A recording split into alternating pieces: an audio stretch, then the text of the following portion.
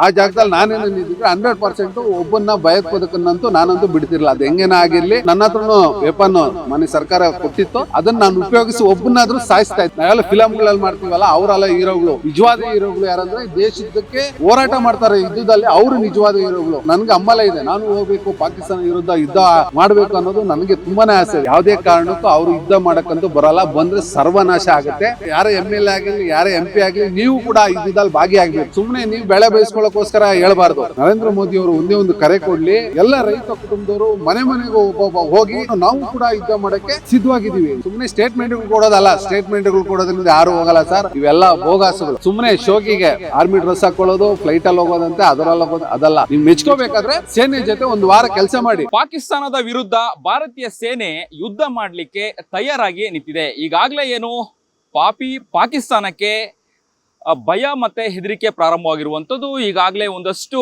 ಯುದ್ಧದ ತಯಾರಿಗಳನ್ನ ಭಾರತೀಯ ಸೇನೆ ತಯಾರಿಗಳನ್ನ ನಡೆಸ್ಕೊಂಡಿದೆ. ಹಾಗೆಯೇ ಈ ಬಗ್ಗೆ ಮಾತನಾಡಲಿಕ್ಕೆ ಅಂದ್ರೆ ಭಾರತದ ಸೇನೆಯ ಪರವಾಗಿ ನಾವಿದೀವಿ, ನಾವು ಕೂಡ ಯುದ್ಧಕ್ಕೆ ಕರೆದ್ರೆ ಹೋಗ್ತೀವಿ. ಬರೀ ನಾವು ರೈತರು, ಬರೀ ನಾವೇನು ಅನ್ನವನ್ನ ದೇಶಕ್ಕೆ ಕೊಡೋದಲ್ಲ, ಬಾರ್ಡ್ರಲ್ಲಿ ಅಥವಾ ಯುದ್ಧವನ್ನು ಕೂಡ ಮಾಡ್ತೀವಿ, ಸೈನಿಕರೊಟ್ಟಿಗೆ ನಾವು ನಿಲ್ತೀವಿ ಅನ್ನುವಂತಹ ಮಾತನ್ನ ಸದ್ಯ ಹಳ್ಳಿ ರೈತ ಅಂಬರೀಶ್ ಹಾಗೆ ಸೆಕ್ಯೂರಿಟಿ ಏಜೆನ್ಸಿಯ ಮುಖ್ಯಸ್ಥ ಅಂಬರೀಶ್ ಅವರು ನನ್ನೊಂದಿಗಿದ್ದಾರೆ. ಅವ್ರನ್ನ ನಾನು ಮಾತಾಡಿಸ್ತಾ ಹೋಗ್ತಿದ್ದೀನಿ. ಕೆಲವೊಂದು ವಿಚಾರಗಳ ಬಗ್ಗೆ ಅವ್ರ ಬಗ್ಗೆ ಚರ್ಚೆ ಮಾಡ್ತಾ ಹೋಗೋಣ. ಸರ್, ಈಗಾಗಲೇ ಏನು ಮಾತಾಡ್ತಾ ಹೇಳ್ತಾ ಇದ್ರಿ, ಯುದ್ಧಕ್ಕೆ ಇನ್ನೇನು ಕೆಲವೇ ಕ್ಷಣ ಅಥವಾ ಯಾವುದೇ ಕ್ಷಣದಲ್ಲೂ ಕೂಡ ಯುದ್ಧ ಆಗ್ಬಹುದು. ಏನ್ ಹೇಳ್ತೀರಾ ಅಂತ ಹೇಳಿ. ಭಾರತೀಯ ಸೇನೆ ಬಗ್ಗೆ ಅಪಾರವಾದಂತಹ ಗೌರವ ನಂಬಿಕೆ ಎಲ್ರಿಗೂ ಕೂಡ ಇದೆ. ನೀವು ಯಾವ ರೀತಿಯಾಗಿ ಹೇಳ್ತೀರೋ, ಹಳ್ಳಿ ರೈತನಾಗಿ ಸೆಕ್ಯೂರಿಟಿ ಏಜೆನ್ಸಿಯ ಮುಖ್ಯಸ್ಥನಾಗಿ ಏನ್ ಹೇಳ್ತೀರಾ ಅಂತ. ನಾನು ಇವತ್ತು ಏನ್ ಹೇಳ್ತಾ ಇದ್ದೀನಿ ಅಂದ್ರೆ, ಪಾಕಿಸ್ತಾನಕ್ಕೆ ದಯವಿಟ್ಟು ಹೇಳ್ತಾ ಇದ್ದೀನಿ, ನಾವೇನ ಇಡೀ ದೇಶದ ಬೆನ್ನೆಲುಬು ಒಬ್ಬ ರೈತ, ಒಬ್ಬ ಸೈನಿಕ ಅಂತ ಹೇಳ್ತೇವೆ. ನಾವು ಇಬ್ಬರು ಏನೋ ಒಂದು ರೂಪಾಯಿ ಕಾಯಿನ್ ಒಂದು ರೂಪಾಯಿ ಕಾಯಿನ್ ಎರಡು ಮುಖದಂತ ಏನಿರ್ತೀವಿ, ಈ ದೇಶಕ್ಕೆ ನಾವು ಆ ಥರ ಪ್ರಾಧಾನ್ಯತೆ ನಾವು ಕೊಟ್ಕೊ ಬರ್ತಾ ಇದ್ದೀವಿ. ಏನು ಇವತ್ತು ನರೇಂದ್ರ ಮೋದಿ ಅವರು ಒಂದೇ ಒಂದು ಕರೆ ಕೊಡಲಿ, ನಾವು ಕೂಡ ಏನು ನಮ್ಮ ರೈತ ಒಂದು ಕುಟುಂಬದವರು ಇದ್ದಾರೆ, ಎಲ್ಲ ರೈತ ಕುಟುಂಬದವರು ಮನೆ ಮನೆಗೂ ಒಬ್ಬೊಬ್ಬ ಹೋಗಿ ನಾವು ರೈತರ ಜೊತೆಗೆ ನಿಂತ್ಕೊಂಡು ನಾವು ಕೂಡ ಯುದ್ಧ ಮಾಡೋಕ್ಕೆ ಸಿದ್ಧವಾಗಿದ್ದೀವಿ. ನಾವು ಅನ್ನ ಕೊಡೋದು ಒಂದೇ ಅಲ್ಲ, ಅದ್ರ ಜೊತೆಗೆ ಕಷ್ಟ ಅಂತ ಬಂದಾಗ ಸೈನಿಕರ ಜೊತೆ ನಾವು ಕೂಡ ಯುದ್ಧದಕ್ಕೆ ಸಿದ್ಧತೆ ಆಗ್ತೀವಿ, ಹೋರಾಡ್ತೇವೆ. ಅವ್ರ ಜೊತೆ ಹೋರಾಡಿ ಗೆಲ್ಲ ಅಂತ ಎಲ್ಲ ಶಕ್ತಿಗಳು ನಮ್ಮ ಭಾರತದಲ್ಲಿದೆ. ಪಾಕಿಸ್ತಾನಕ್ಕೆ ಯಾವ ಥರ ಉತ್ತರ ಕೊಡಬೇಕನ್ನೋದು ನಮ್ಮ ಸೈನಿಕರಲ್ಲಿ, ನಮ್ಮ ರೈತರಲ್ಲಿ ಅದು ಗೊತ್ತಿದೆ. ಇವತ್ತು ಬಾರ್ಡರ್ ಕೆಲಸ ಮಾಡ್ತಕ್ಕಂಥ ಎಲ್ಲ ಯೋಧರು ನಮ್ಮ ರೈತರ ಮಕ್ಕಳೇ. ಸೊ ಆ ದೃಷ್ಟಿಯಿಂದ ಅದ್ರ ಬಿಟ್ಟು ಕೂಡ ನಾವು ಅಂತ ಒಂದು ಸನ್ನಿವೇಶ ಬಂದಾಗ ಇಡೀ ರಾಜ್ಯದ, ಇಡೀ ದೇಶದ ರೈತರ ಮಕ್ಕಳು ಹೋಗಿ ಯುದ್ಧದಲ್ಲಿ ಪಾಲ್ಗೊಂಡು ಅವ್ರಿಗೆ ಏನೆಲ್ಲ ಸಹಕಾರ ಕೊಡಬೇಕಾದ್ರೂ ನಾವು ಸಹಕಾರ ಕೊಡ್ತೇವೆ ಅಂತ ಹೇಳಕ್ ಬಯಸ್ತೇನೆ. ಒಂದು ಕಡೆ ರೈತ, ಇನ್ನೊಂದು ಕಡೆ ಸೆಕ್ಯೂರಿಟಿ ಏಜೆನ್ಸಿನ ಕೂಡ ನಡೆಸ್ತಾ ಇದ್ದವರು. ಎಷ್ಟು ಹೆಮ್ಮೆ ಆಗ್ತದೆ ನಿಮಗೆ ಈ ರೀತಿಯಾದಂತಹ ಒಂದು ಸನ್ನಿವೇಶದಲ್ಲಿ ಭಾಗವಹಿಸುವಂಥದ್ದು, ಮತ್ತೆ ನಮ್ಮ ಭಾರತೀಯ ಸೇನೆ ಬಗ್ಗೆ ಎಷ್ಟು ನಿಮಗೆ ಹೆಮ್ಮೆ ಇದೆ, ಅಪಾರವಾದ ಗೌರವ ಇದೆ ಅನ್ನುವಂಥದ್ದು. ದಯವಿಟ್ಟು ಇವತ್ತೇನು ನಾವು ರೈತರ ಒಂದು ಕ್ಷೇತ್ರದ ಅಲ್ಲದೆ ನಮ್ಮ ಸಪ್ರೇಟಾಗಿ ಏನು ಸೆಕ್ಯೂರಿಟಿ ಏಜೆನ್ಸಿ ಇದ್ದೀವಿ. ಸೊ ಸೆಕ್ಯೂರಿಟಿ ಏಜೆನ್ಸಿನೂ ಕೂಡ ಅನೇಕ ಹುಡುಗರು ಇಡೀ ನಮ್ಮ ದೇಶದಲ್ಲಿ, ಯಾಕಂದರೆ ಸೇನೆ ಬಿಟ್ಟರೆ ಅತಿ ಹೆಚ್ಚಾಗಿ ಎಲ್ಲ ಕಡೆ ಇರ್ತಕ್ಕಂಥದ್ದು ಸೆಕ್ಯೂರಿಟಿ. ಅವ್ರಿಗೆ ಎಲ್ಲ ಥರದ್ದು ತರಬೇತಿ ಕೊಟ್ಟಿರ್ತೇವೆ, ಯಾವ ಥರ ಮಾಡಬೇಕು, ಯಾವ ಥರ ಶಸ್ತ್ರಾಸ್ತ್ರಗಳು ಮಾಡಬೇಕು, ಪ್ರತಿಯೊಂದು ಟ್ರೈನಿಂಗ್ ಕೊಟ್ಟಿರ್ತೇವೆ. ಇದೇ ಬೆಂಗಳೂರಲ್ಲಿ ಭಾಸ್ಕರ್ ಸರ್ ಇದ್ದಾಗ ಏನಾಯಿತು, ನ್ಯೂ ಇಯರ್ಗೆ ಒಂದೊಂದು ಏಜೆನ್ಸಿಗಳಿಂದ ಸುಮಾರು 50 ಜನ 60 ಜನ ಹೇಳಿ ಸಿಬ್ಬಂದಿಗೆ ತಗೊಂಡ್ರು, ವರ್ಷಕ್ಕೆ ಯಾವುದೇ ರೀತಿ ಪ್ರಾಬ್ಲಮ್ ಆಗಬಾರ್ದು ಅಂತ. ಅದೇ ಥರ ಇವತ್ತು ದೇಶ ಒಂದು ಕಷ್ಟ ಸಂದರ್ಭದಲ್ಲಿ ಅವ್ರೇನನ್ನ ನಮ್ಗೊಂದು ಕರೆ ಕೊಟ್ಟರೆ ನಾವು ಏಜೆನ್ಸಿ ಕಡೆಗಳಿಂದ ಅನೇಕ ಸೆಕ್ಯೂರಿಟಿನ ಸಿಬ್ಬಂದಿನ ನಾವು ಕಳಿಸೋದಕ್ಕೆ ನಾವು ಸಿದ್ಧರಾಗಿದ್ದೀವಿ. ಯಾಕಂದರೆ ಅನೇಕ ಜನ ಬಾರ್ಡಲ್ಲಿ ಕೆಲಸ ಮಾಡಿ ರಿಟೈರ್ಡ್ ಆಗಿರೋಂಥ ಅನೇಕ ಯೋಧರಿಗೆ ನಾವು ಕೂಡ ಕೆಲಸ ಕೊಡುವಂಥ ಕೆಲಸ ಮಾಡಿದ್ದೀವಿ. ಯಾಕಂದ್ರೆ ಗನ್ಮ್ಯಾನ್ ಆಗಿರ್ಬೋದು, ಬಾಡಿ ಗಾರ್ಡ್ ಆಗಿರ್ಬೋದು, ಅನೇಕರು ಕೊಟ್ಟಿದ್ದೀವಿ. ಉದಾಹರಣೆ ನೋಡ್ಬೋದು, ಮೋದಿ ಅವ್ರ ಜೊತೆಯಲ್ಲಿ ಒಬ್ಬ ಗನ್ಮ್ಯಾನ್ ಆಗಿ ಕೆಲಸ ಮಾಡಿರ್ತಕ್ಕಂಥವ್ರು ಇವತ್ತು ನಾನು ಅವ್ರಿಗೆ ಜಾಬ್ ಕೊಡಿಸಿದ್ದೀನಿ. ಸೊ ಅಂಥವ್ರು ಅನೇಕ ನಮಗೂ ಕೂಡ ಅಲ್ಲಿ ಏನೆಲ್ಲ ಕಷ್ಟಗಳಿರ್ತವೆ ಒಬ್ಬ ಯೋಧರದ್ದು ಅನ್ನೋದು ನಮಗೆ ಅವರು ಪಾಪ ತಿಳಿಸ್ಕೊಡ್ತಾರೆ. ಸರ್, ಈ ಥರ ಕಷ್ಟಗಳಿರ್ತವೆ, ಈ ಥರ ಪ್ರಾಬ್ಲಮ್ಗಳಿರ್ತವೆ, ಈ ಥರ ಎಲ್ಲ ಫೇಸ್ ಮಾಡಬೇಕು ಅಂತೇಳಿ ಅನೇಕ ಮಾಜಿ ಸೈನಿಕರು ನಮ್ಮ ಹತ್ರ ಅದನ್ನು ತಿಳಿಸಿರ್ತಾರೆ. ಅವ್ರನ್ನೇ ನಾವು ಅಪಾಯಿಂಟ್ಮೆಂಟ್ ಮಾಡಿಕೊಂಡು ನಮ್ಮ ಸಿಬ್ಬಂದಿಗೆ ಅದು ಬಾರ್ಡ್ರಲ್ಲಿ ಏನೆಲ್ಲ ಅವ್ರಿಗೆ ಇದು ಟ್ರೈನಿಂಗ್ ಕೊಡ್ತಾರೋ ಆ ಟ್ರೈನಿಂಗ್ ಎಲ್ಲ ಕೂಡ ನಮ್ಮ ಸಿಬ್ಬಂದಿಗಳು ನಾವು ಕೊಟ್ಟಿರ್ತೇವೆ. ನಾನು ಹೇಳ್ತಕ್ಕಂಥದ್ದು ಮೋದಿ ಅವರು ಒಂದು ಕರೆ ಕೊಡಲಿ, ಇಲ್ಲ ಭಾರತ ಸರ್ಕಾರ ಒಂದು ಕರೆ ಕೊಡಲಿ. ಏನೋ ಪ್ರೈವೇಟ್ ಏಜೆನ್ಸಿಗಳು ಏನಿದಾವೆ ಎಲ್ಲ ಏಜೆನ್ಸಿಗಳಿಗಿಂತ ಮಿನಿಮಮ್ ಏನಿಲ್ಲ 50ಇಂದ 100 ಅಲ್ಲ, ಎಷ್ಟು ಜನ ಬೇಕಾದರೂ ಇದ್ದಾರೆ. ನಾವು ಕಳಿಸ್ಕೊಡಕ್ಕೆ ಅವ್ರಿಗೂ ಕೂಡ ನಮ್ಮ ದೇಶದ ಒಂದು ಯೋಧರ ಜೊತೆ ಯುದ್ಧ ಮಾಡೋದಕ್ಕೆ ನಾವು ಕಳಿಸ್ಕೊಡಕ್ಕೆ ಸಿದ್ಧವಾಗಿದ್ದೀವಿ. ಒಟ್ಟು ಎಷ್ಟು ಸೆಕ್ಯೂರಿಟಿ ಏಜೆನ್ಸಿಗಳು ಇದ್ದಾರೆ, ವರ್ಕ್ ಮಾಡ್ತಾ ಇದ್ದಾರೆ ನಿಮ್ಮೊಂದಿಗೆ ಅನ್ನುವಂಥದ್ದು? ಸರ್, ಸೆಕ್ಯೂರಿಟಿ ನಮ್ಮ ಬೆಂಗಳೂರಲ್ಲಿ ನನಗೆ ಗೊತ್ತಿರೋ ಪ್ರಕಾರ ಸುಮಾರು ಒಂದು 300 ಏಜೆನ್ಸಿಗಳಿರ್ಬೋದು. 300 ಏಜೆನ್ಸಿಗಳು ಪ್ಲಸ್ ಏನಿಲ್ಲ ಅಂದ್ರೂ ಲಕ್ಷಾಂತರ ಸಿಬ್ಬಂದಿಗಳಿದ್ದಾರೆ, ಲಕ್ಷಾಂತರ. ಯಾಕಂದ್ರೆ ಅತಿ ಹೆಚ್ಚಾಗಿ ಪೊಲೀಸ್ ಸಿಬ್ಬಂದಿಗಳಿಗಿಂತ ಅತಿ ಹೆಚ್ಚಾಗಿ ಇರ್ತಕ್ಕಂಥದ್ದು ಪ್ರೈವೇಟ್ ಏಜೆನ್ಸಿಗಳ ಒಂದು ಸೆಕ್ಯೂರಿಟಿಗಳು. ಸೊ ಅವ್ರಿಗೆ ಎಲ್ಲ ಥರದ್ದು ಟ್ರೈನಿಂಗ್ ಇರುತ್ತೆ. ಆ ದೃಷ್ಟಿಯಿಂದ ಅಂಥ ಒಂದು ಸಂದರ್ಭ ಬಂದಾಗ ನಮ್ಮ ಏನು ದೇಶದ ಬೆನ್ನೆಲುಬು ಒಬ್ಬ ರೈತ, ಒಬ್ಬ ಸೈನಿಕರ ಜೊತೆಯಲ್ಲಿ ಇವರು ಕೂಡ ನಿಲ್ಲ ಅಂತ ಕೆಲಸ ಆಗಲೇಬೇಕು, ಆಗುತ್ತೆ ಅಂತ ಹೇಳಕ್ ಬಯಸ್ತೇನೆ. ನೀವೇನಾದ್ರೂ ಭಾರತೀಯ ಸೇನೆಯಲ್ಲಿ ಕೆಲಸ ಮಾಡಿದ್ರಾ, ನಿವೃತ್ತರಾಗಿದ್ರಾ, ಅಥವಾ ಟ್ರೈನಿಂಗ್ ತಗೊಂಡಿದ್ರಾ ಏನು ಅಂತ ಹೇಳಿ? ಯಾಕಂದ್ರೆ ನಿಮ್ಮ ಮೀಸೆ ಅಥವಾ ನಿಮ್ಮ ಕಾಸ್ಟ್ಯೂಮ್ ನೋಡುವಾಗ ಹಸಿರು ಶಾಲಿ ಇದೆ, ರೈತ ಅಂತ ಹೇಳ್ತೀರಾ, ಅದ್ರ ಬಗ್ಗೆ ಏನ್ ಹೇಳ್ತೀರಾ ಅಂತ ಹೇಳಿ. ಇವತ್ತು ನನಗೆ ಹೆಮ್ಮೆ ಆಗಿದೆ. ಯಾಕಂದ್ರೆ ಈ ಮೀಸೆ ಬಿಡಕ್ ಒಂದೇ ಒಂದು ಕಾರಣ, ಮೊನ್ನೆ ಅಭಿನಂದನ್ ಅಂತ ನಿಮ್ಗೆ ಕೇಳಿರೋದು, ಪಾಕಿಸ್ತಾನಕ್ಕೆ ನುಗ್ಗಿದ್ರಲ್ಲ, ನುಗ್ಗಿ ಆ ಹೆಲಿಕಾಪ್ಟರ್ ಇಂಜುರಿ ಆಯಿತು. ಮತ್ತೆ ಅವರು ಕರ್ಕೊ ಬರಬೇಕಾದ್ರೆ ಯಾವ ಥರ ಒಂದು ಅಗ್ರವಿಸಿ ಫೇಸ್ ಇತ್ತು, ಅದೇ ಥರ ನನಗೂ ಇದೆ ಅಂತೇಳಿ ಕೆಲವು ನನ್ಗೆ ಗೊತ್ತಿರೋ ಅನ್ವಯಿಗಳು ಹೇಳಿದ್ರು. ಸರ್, ನೀವು ಹಂಗೆ ಬಿಡಿ, ಸೇಮ್ ಅದೇ ಥರ ಇದ್ದೀರಾ ಅಂತೇಳಿ ನನಗೆ ಹೇಳಿದಾಗ, ಸೊ ಒಬ್ಬ ದೇಶದ ಯೋಧರು ಫಾಲೋ ಮಾಡೋದಿದೆಯಲ್ಲ, ಅವರು ನಿಜವಾದ ಹೀರೋಗಳು. ನಾವೆಲ್ಲ ಫಿಲಮ್ಗಳಲ್ಲಿ ಮಾಡ್ತೀವಲ್ಲ, ಅವರೆಲ್ಲ ಹೀರೋಗಳು.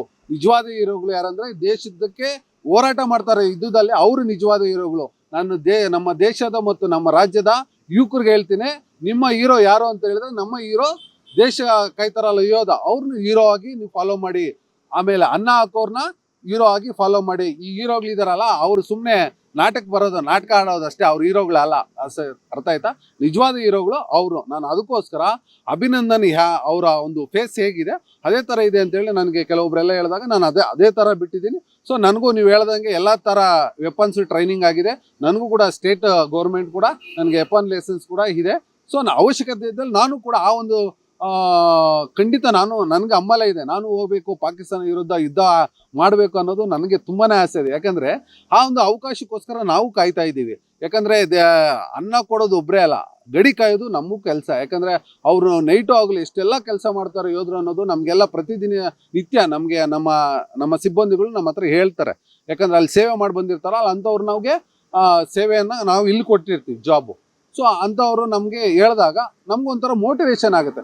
ನಾವು ಒಂದಿನ ಅಲ್ಲ ಒಂದಿನ ಹೋಗ್ಬೇಕು, ಅಲ್ಲಿ ಯುದ್ಧ ಮಾಡಬೇಕು ಅನ್ನೋದು. ಸೊ ಅಂಥ ಒಂದು ಸಂದರ್ಭದಲ್ಲಿ ಬಂದಾಗ ನಾನು ಕೂಡ ಎಲ್ಲ ಥರದ್ದು ವೆಪನ್ಸ್ ಟ್ರೈನಿಂಗ್ ಆಗಿದೆ. ಖಂಡಿತ ನಾನು ಕೂಡ ಹೋಗಿ ಯುದ್ಧ ಮಾಡ್ತೀನಿ. ಓಕೆ, ಇನ್ನು ಯುದ್ಧದ ವಿಚಾರಕ್ಕೆ ಬಂದ್ರೆ, ಈಗಾಗಲೇ ಏನು ಪಾಕಿಸ್ತಾನ ಪತ್ರಗೊಟ್ಟು ಹೋಗಿರುವಂಥದ್ದು ನಮ್ಮ ಸೇನೆಯ ಕಾರ್ಯಾಚರಣೆ ಅಥವಾ ಒಂದು ತಾಲೀಮನ್ನ ನೋಡಿ ಏನ್ ಹೇಳ್ತೀರಾ? ಪಾಕಿಸ್ತಾನ ಒಂದು ವೇಳೆ ಯುದ್ಧವನ್ನ ಎದುರಿಸುತ್ತಾ ಅಥವಾ ಮಂಡಿ ಊರುತ್ತಾ ಶರಣಾಗುತ್ತಾ ಅಂತ ಹೇಳಿ ನಿಮ್ಮ ಅಭಿಪ್ರಾಯ ಏನು ಅಂತ? ಖಂಡಿತ ಇವತ್ತು ಪಾಕಿಸ್ತಾನ ಆಲ್ರೆಡಿ ಕೆಳಗಡೆ ಎಲ್ಲ ಅದರ್ತಾ ಇತ್ತು. ಅವ್ರಿಗೆ ಯಾವುದೇ ಕಾರಣಕ್ಕೂ ಅವರು ಯುದ್ಧ ಮಾಡೋಕ್ಕಂತೂ ಬರಲ್ಲ, ಬಂದರೆ ಸರ್ವನಾಶ ಆಗುತ್ತೆ. ನಾನು ಹೇಳ್ತಕ್ಕಂಥದ್ದು ಎಲ್ಲ ರಾಜಕಾರಣಿಗಳಿಗೆ ಇಷ್ಟೇ ಹೇಳ್ತಾ ಇರೋದು, ಇಲ್ಲಿ ಎಲ್ಲ ರಾಜಕಾರಣಿಗಳು ಯಾರೇ MLA ಆಗಿರಲಿ, ಯಾರೇ MP ಆಗಲಿ, ನೀವು ಕೂಡ ಯುದ್ಧದಲ್ಲಿ ಭಾಗಿಯಾಗಬೇಕು. ಅರ್ಥ ಆಯ್ತಾ? ನೀವು ಯುದ್ಧದಲ್ಲಿ ಭಾಗಿಯಾದರೆ ಇನ್ನೂ 10 ಜನ ಯುವಕರಿಗಾಗಿರ್ಬೋದು, ಆ ಒಂದು ನಿಮ್ಮ ಕ್ಷೇತ್ರದ ಯುವಕರಿಗೆ ಒಂದು ಮಾರ್ಗದರ್ಶನ ಆಗ್ತಾರೆ. ಈ ಒಂದು ಹೇಳಿಕೆಗಳನ್ನೆಲ್ಲ ಬಿಡ್ಬಿಡ್ಬೇಕು. ಪಾಕಿಸ್ತಾನ ಹಾಗೆ ಹೀಗೆ ಅಂತೇಳಿ ಎಲ್ಲ ಒಗ್ಗಟ್ಟಾಗಿ ಏನೋ ಅವರು ಮುಸ್ಲಿಮ್ಸ್ ಎಲ್ಲ ಒಂದಾಗಿದ್ದಾರೆ. ಸೊ ಅದೇ ಥರ ಹಿಂದೂಗಳೆಲ್ಲ ಒಂದಾಗಿ ಒಂದು ಒಗ್ಗಟ್ಟಾಗಿ ಹೋರಾಟ ಮಾಡಿ ಇವತ್ತು ಪಾಕಿಸ್ತಾನಕ್ಕಂತ ಒಂದು ಭಯ ಬೀಳಿಸ್ಬೇಕು, ಸೋಲ್ಸ್ಬೇಕು ಅನ್ನೋದೇ ನಮ್ಮೆಲ್ಲರ ಆಸೆ. ಜಮೀರ್ ಅಹಮದ್ ಅವರು ಕೂಡ ಒಂದು ಸ್ಟೇಟ್ಮೆಂಟ್ ಅನ್ನ ಕೊಟ್ಟರು, ನಾನು ಪಾಕಿಸ್ತಾನಕ್ಕೆ ಹೋಗ್ತೀನಿ, ಯುದ್ಧವನ್ನ ಮಾಡ್ತೀನಿ ಅಂತ ಹೇಳಿದ್ರಿ. ಏನ್ ಅನ್ಸುತ್ತೆ ನಿಮಗೆ ಅಂತ ಹೇಳಿ? ಜಮೀರ್ ಸಾಹೇಬ್ರು ಒಂದು ಮಾತು ಹೇಳಿದ್ದಾರೆ, ನಿಜ, ನಾನು ಸ್ವಾಗತ ಮಾಡ್ತೇನೆ. ಅದೇ ಇನ್ನೂ ಈಗ ತಯಾರಿ ಆಲ್ರೆಡಿ ಆಗ್ತಾ ಇದೆಯಲ್ಲ, ಹೋಗಿ ಒಂದು ವಾರ ಇದ್ದು ಬನ್ನಿರಿ. ಅರ್ಥ ಆಯ್ತಾ? ಇಲ್ಲ ನಿಮ್ಮ ಮಕ್ಕಳನ್ನಾದ್ರೂ ಕಳಿಸಿರಿ, ಯಾರನ್ನಾಗಲಿ. ಯಾವುದೇ ರಾಜಕಾರಣಿಗಳು ಹೇಳೋದು ಅಷ್ಟೇ. ನಾನು ಸುಮ್ಮನೆ ನೀವು ಬೆಳೆ ಬೇಯಿಸ್ಕೊಳ್ಳೋಕ್ಕೋಸ್ಕರ ಹೇಳ್ಬಾರ್ದು. ಹೇಳಿದ್ದೀರಾ, ಸ್ಟೇಟ್ಮೆಂಟ್ ಕೊಟ್ಟಿದ್ದೀರ ತಾನೆ, ಯುದ್ಧದ ಕ್ಷೇತ್ರಕ್ಕೆ ಹೋಗಿ. ಜಮ್ಮು ಕಾಶ್ಮೀರ ನಿಮ್ಗೇನು ಕರಿಯಲ್ವಾ? ಹೋಗ್ಬೇಕೇನೋ, ನಿಮ್ಗೇನು ಅಧಿಕಾರ ಇಲ್ವಾ? ಹೋಗ್ಬೇಕು. ಅಲ್ಲಿರ್ತಕ್ಕಂಥ ಪರಿಸ್ಥಿತಿಗಳನ್ನ ವೀಕ್ಷಣೆ ಮಾಡಿ, ಏನೋ ಅದು ಡ್ರೆಸ್ ಕೋಡ್ ಇದೆ, ಒಂದು ಡ್ರೆಸ್ ಕೋಡ್ ತಗೊಂಡು ಹೋಗಿ ಡ್ಯೂಟಿ ಮಾಡಿರಿ. ಈಗಲಿಂದನೇ ಏನೆಲ್ಲ ಸಿದ್ಧತೆ ಆಗ್ತದೆ, ನಿಮಗೆಲ್ಲ ಅಧಿಕಾರ ಇದೆ ತಾನೆ, ಹೋಗೋ ಅಧಿಕಾರ ಇದೆ, ಏನೆಲ್ಲ ಮಾಡ್ಬೋದು, ಎಲ್ಲ ಥರದ ಅಧಿಕಾರ ಇದೆ ತಾನೆ. ನೀವು 10 ಜನಕ್ಕೆ ಮಾದರಿಯಾಗಿ ಸುಮ್ಮನೆ ಸ್ಟೇಟ್ಮೆಂಟ್ಗಳು ಕೊಡೋದಲ್ಲ. ಸ್ಟೇಟ್ಮೆಂಟ್ಗಳು ಕೊಡೋದ್ರಿಂದ ಯಾರು ಹೋಗಲ್ಲ ಸರ್, ಇವೆಲ್ಲ ಬೋಗಾಸುಗಳು. ಅರ್ಥ ಆಯ್ತಾ? ನಾವು ಇಂಥ ಸ್ಟೇಟ್ಮೆಂಟ್ಗಳೆಲ್ಲ ನಾವು ನೋಡ್ಬಿಟ್ಟಿದ್ದೀವಿ. ಎಲ್ಲರೂ ಅಷ್ಟೇ, MP ಗಳು ಅಷ್ಟೇ, MLAಗಳು ಅಷ್ಟೇ, ಎಲ್ಲರೂ ಅಷ್ಟೇ. ಸುಮ್ಮನೆ ಶೋಕಿಗೆ ಆರ್ಮಿ ಡ್ರೆಸ್ ಹಾಕೊಳ್ಳೋದು, ಫ್ಲೈಟಲ್ಲಿ ಹೋಗೋದಂತೆ, ಅದರಲ್ಲಿ ಹೋಗೋದು, ಅದಲ್ಲ. ಅಂತ ನಿನಗೆ ಆ ಥರ ಒಂದು ದರ್ದಿದ್ರೆ ಜಮ್ಮು ಕಾಶ್ಮೀರಕ್ಕೆ ಏನೋ ಹಿಮ ಬೀಳ್ತಾ ಇರ್ತದೆ, ಅಂಥ ಜಾಗಕ್ಕೆ ಹೋಗಿ ಅಂಥ ಒಂದು ಸೈನಿಕರ ಜೊತೆ ಒಂದು 10-15 ದಿನ ಕಳೀರಿ. ಅವಾಗ ನಿಮ್ಗೆ ಆ ಪ್ರತಿಯೊಂದು ಕಷ್ಟಗಳನ್ನ ನಿಮ್ಗೆ ಗೊತ್ತಾಗತ್ತೆ. ಸುಮ್ಮನೆ ಇಲ್ಲಿ ಸ್ಟೇಟ್ಮೆಂಟ್ಗಳು ಕೊಡೋದ್ರಿಂದ ನಿಮ್ಗೇನು ಯುಟಿಲೈಸ್ ಇಲ್ಲ. ಅರ್ಥ ಆಯ್ತಾ? ಜನ ನಿಮ್ಮನ್ನ ಯಾರು ಮೆಚ್ಕೊಳ್ಳೋ ಅವಶ್ಯಕತೆ ಇಲ್ಲ. ನೀವು ಮೆಚ್ಕೋಬೇಕಾದ್ರೆ ಸೇನೆ ಜೊತೆ ಒಂದು ವಾರ ಕೆಲಸ ಮಾಡಿ, ಅವ್ರಿಗೆ ಏನೆಲ್ಲ ಮೂಲಭೂತ ಸೌಕರ್ಯಗಳ ಬಗ್ಗೆ ನೀವು ತಿಳ್ಕೊಳ್ಳಿ. ನಮ್ಮ ಕಡೆಯಿಂದ ಏನು ಬೇಕಾಗುತ್ತೆ ಅಂದರೆ ಅವ್ರು ಕೇಳ್ರಿ. ಅರ್ಥ ಆಯ್ತಾ? ಇಂಥ ಒಂದು ಸೇವೆ ಮನೋಭಾವ ಇಟ್ಕೊಂಡಾಗ ಮಾತ್ರ ಇಂಥ ಒಂದು ಹೇಳಿಕೆಗೆ ಸ್ವಾಗತ ಮಾಡ್ತೀವಿ. ಸುಮ್ಮನೆ ಫ್ರಂಟ್ ಆಫ್ ಮೀಡಿಯಾಗೆ ಬಂದು ನಾನು ಹೋಗ್ಬಿಡ್ತೀನಿ, ನನಗೆ ಸೇಫ್ ಜರ್ಕಿನ್ ಯಾವುದೋ ಒಂದು ಕೊಡಿ, ನಾನು ಪಾಕಿಸ್ತಾನಕ್ಕೆ ಹೋಗಿ ಹೊಡಿತೀನಿ, ಇವೆಲ್ಲ ಬೋಗಸ್ಗಳು ಸರ್. ಇವೆಲ್ಲ ಆಗೋದಿಲ್ಲ. ನಾನು ಹೇಳ್ತಕ್ಕಂಥದ್ದು ಅವ್ರ ಜೊತೆ ಬೆರೀರಿ. ನಮ್ಮ ದೇಶದ ಏನು ಸೈನಿಕರಿದ್ದಾರೆ, ಯೋಧರಿದ್ದಾರೆ, ಅವ್ರ ಜೊತೆ ಬೆರೆದ್ರೆ ಅವ್ರ ಕಷ್ಟಗಳೆಲ್ಲ ನಮ್ಗೆ ಗೊತ್ತಾಗ್ತದೆ. ಆವಾಗ ನಿಮ್ಮನ್ನ ನಂಬ್ತೀವಿ. ಓಕೆ, ಇನ್ನು ಕೊನೆಯದಾಗಿ ನಮ್ಮ ಹೆಮ್ಮೆಯ ಯೋಧರು ಸೈನಿಕರ ಬಗ್ಗೆ ಏನ್ ಹೇಳ್ತೀರಾ ಅನ್ನುವಂಥದ್ದು. ಎಲ್ರಿಗೂ ಕೂಡ ವಿಶ್ವಾಸ ಇದೆ. ಈಗಾಗಲೇ ಮೋದಿ ಅವರು ಕೂಡ ಒಂದು ಭರವಸೆ ಮತ್ತೆ ಯಾವುದೇ ಕ್ಷಣದಲ್ಲಾದ್ರೂ ಕೂಡ ಭಯೋತ್ಪಾದಕರನ್ನ ಮಟ್ಟ ಹಾಕಿ ಅನ್ನುವಂತಹ ಒಂದು ಪರಮಾಧಿಕಾರವನ್ನು ಕೊಟ್ಟಿರುವಂಥದ್ದು. ಏನ್ ಹೇಳ್ತೀರಾ ನೀವು? ಇವತ್ತು ಅದನ್ನ ಸ್ವಾಗತಿಸಿ ನರೇಂದ್ರ ಮೋದಿಜಿ ಅವರು ಒಂದು ದಿಟ್ಟ ನಿರ್ಧಾರವನ್ನ ತಗೋಬೇಕು. ಯಾರೇ ಆಗಲಿ ಗಾಳಿಯಲ್ಲಿ ಗುಂಡಿ ಹೊಡೆಯುವಂಥ ಕೆಲಸ ಆಗಬಾರ್ದು. ಇವತ್ತು ಏನು ನಮ್ಮ ಇದರಲ್ಲಿ ಜಮ್ಮು ಕಾಶ್ಮೀರಲ್ಲಿ ನಮ್ಮ ನಾಗರಿಕರನ್ನ ಹೊಡೆದ್ರು ಗುಂಡೇಟಲ್ಲಿ, ದಯವಿಟ್ಟು ನಾನು ಆ ಜಾಗದಲ್ಲಿ ಇದ್ರೆ, ಆ ಜಾಗದಲ್ಲಿ ನಾನೇನಿದ್ದಿದ್ರೆ 100% ಒಬ್ಬನ್ನ ಭಯೋತ್ಪಾದಕನಂತೂ ನಾನಂತೂ ಬಿಡ್ತಿರಲಿಲ್ಲ. ಅದು ಹೆಂಗೇನ ಆಗಿರಲಿ, ಎಷ್ಟೇ ಜನ ಇರಲಿಲ್ಲ, ನಾನಂತೂ ನನ್ನ ಹತ್ರನೂ ವೆಪನ್ನು ಮನೆ ಸರ್ಕಾರ ಕೊಟ್ಟಿತ್ತು, ಅದನ್ನು ನಾನು ಉಪಯೋಗಿಸಿ ಒಬ್ಬನಾದರೂ ಸಾಯಿಸ್ತಾ ಇದ್ದೆ. ನಾನು ಪ್ರಾಣ ಹೋದ್ರೂ ಪರವಾಗಿಲ್ಲ, ಒಂದು ಒಳ್ಳೆ ಒಂದು ನಿರ್ಧಾರ ತಗೊಂಡು ಅವತ್ತೇ ಅವ್ರನ್ನ ಕೊಲ್ಲ ಅಂತ ಕೆಲಸ ಮಾಡ್ತಾ ಇದ್ವಿ. ಆ ದೃಷ್ಟಿಯಿಂದ ದಯವಿಟ್ಟು ಮಾನ್ಯ ನರೇಂದ್ರ ಮೋದಿಜಿ ಅವ್ರಿಗೆ ನಾನು ಮನವಿ ಮಾಡ್ಕೊತೀನಿ, ಈ ಕೂಡಲೇ ಯುದ್ಧ ಅನೌನ್ಸ್ಮೆಂಟ್ ಮಾಡಬೇಕು. ಅನೌನ್ಸ್ಮೆಂಟ್ ಮಾಡಿ ನುಗ್ತಾ ಇರಬೇಕು. ಕ್ಯಾರೆಟ್ ಮರ ಇದೇ ಕೊಡಬಾರ್ದು, ದೋತು ಕೂಡ ಮಾರ್ ಬಿಸಾಕ್ಬಿಡ್ಬೇಕು ಅವ್ರನ್ನ. ಯಾವುದೇ ರೀತಿಯಾಗಿ ಅವ್ರಿಗೆ ಮುಲಾಜ್ ನೋಡಲ್ಲ. ಇವತ್ತು ಮೀಟಿಂಗ್, ನಾಳೆ ಮೀಟಿಂಗ್, ನಾಡ್ದು ಮೀಟಿಂಗ್ ಅನ್ನೋದು ಬೇಡ. ದಯವಿಟ್ಟು ಒಂದು ದೊಡ್ಡ ನಿರ್ಧಾರ ತಗೊಂಡ್ರೆ ಇಡೀ ದೇಶ ನಿಮ್ಮ ಪರವಾಗಿ ನಿಲ್ತದೆ. ಇಡೀ ನಮ್ಮ ರೈತರು, ಏನು ದೇಶದ ಬೆನ್ನೆಲುಬು ರೈತರು ಅಂತಾರೆ, ರೈತರ ಕುಟುಂಬದವರೆಲ್ಲ ನಿಮ್ಮ ಪರವಾಗಿ ನಿಂತ್ಕೊಂಡು ಏನೆಲ್ಲ ಬೇಕು ಮೂಲಭೂತ ಸೌಕರ್ಯಗಳು, ಅವ್ರ ತರಕಾರಿ ಆಗಿರ್ಬೋದು, ಬೀನ್ಸ್ ಆಗಿರ್ಬೋದು, ಏನೆಲ್ಲ ಮೂಲಭೂತ ಸೌಕರ್ಯಗಳು ಬೇಕೋ ಅದನ್ನೆಲ್ಲ ರೈತರು ಕೂಡ ನಿಮಗೆ ತಲುಪಿಸ್ತಕ್ಕಂಥ ಕೆಲಸ ನಾವು ಮಾಡ್ತೇವೆ. ಇದಿಷ್ಟು ಹಳ್ಳಿ ರೈತ ಅಂಬರೀಶ್ ಹಾಗೂ ಸೆಕ್ಯೂರಿಟಿ ಏಜೆನ್ಸಿಯ ಮುಖ್ಯಸ್ಥ ಅಂಬರೀಶ್ ಅವರ ಮಾತಾಗಿತ್ತು. ಕ್ಯಾಮ್ರಾ ಪರ್ಸನ್ ಉಲ್ಲಾಸ್ ಜೊತೆ ಅಭಿಜಿತ್ ಗಣೇಶ್, ಕರ್ನಾಟಕ ಟಿವಿ, ಬೆಂಗಳೂರು.